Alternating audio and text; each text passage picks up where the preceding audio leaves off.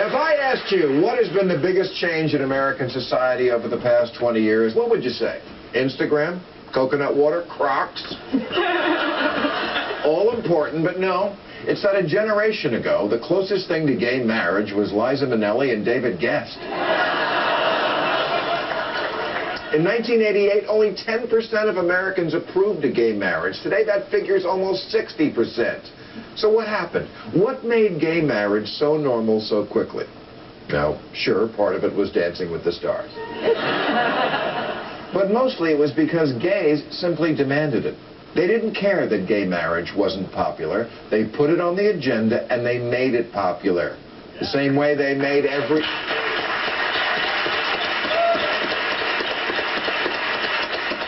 The same way they made every woman in America want to wear giant bug-eye sunglasses.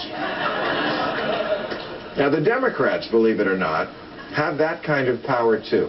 They just don't use it because Democrats operate from a place of fear, unwilling to appear soft on crime, soft on terror, or in Anthony Weiner's case, soft on camera.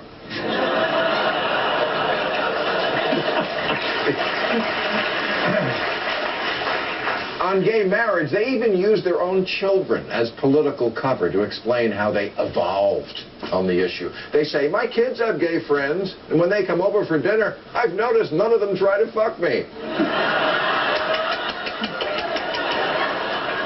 Say what you will about Republicans, they don't chase poll numbers. They move them, like gays.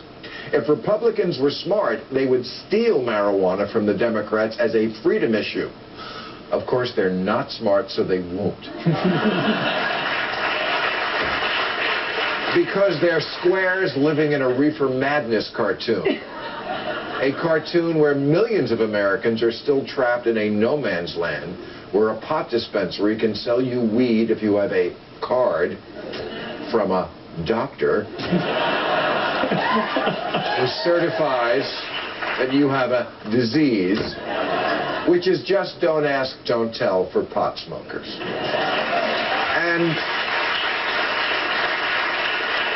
And it creates a culture of dishonesty that gives a bad name to people like me who genuinely suffer from whatever it is I told them I had.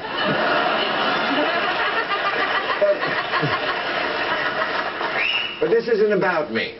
It's about the 750,000 people who are arrested for simple possession every year, and the fact that blacks are arrested at 7 times the rate of whites, which is a subtle way to suppress the black vote, because 48 states limit voting rights for convicted felons. Only 2 states do not, Maine and Vermont. And Maine's black population consists of a bear.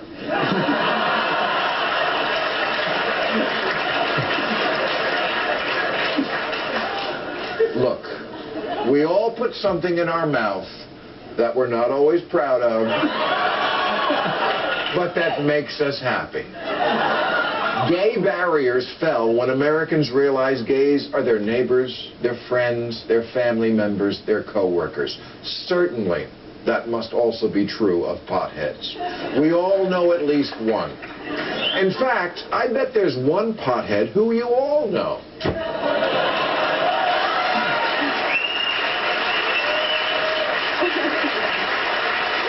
Not anymore, but here he is back in high school with his stoner posse, the Choom Gang, posing with a cake that I'm guessing didn't last long. And it makes me curious why he evolved so much on gay marriage, but has actually escalated the war on pot. At the correspondence dinner this year, he joked, I remember when BuzzFeed was something I did in college around 2 a.m., which killed in the room, but perhaps not so funny to all the young lives ruined for doing the exact same thing he did back in Honolulu. A simple pot conviction can foreclose on opportunities to vote, get a job, go to college, or qualify for housing. How can our first black president and our first pothead president be aware of that and just look the other way?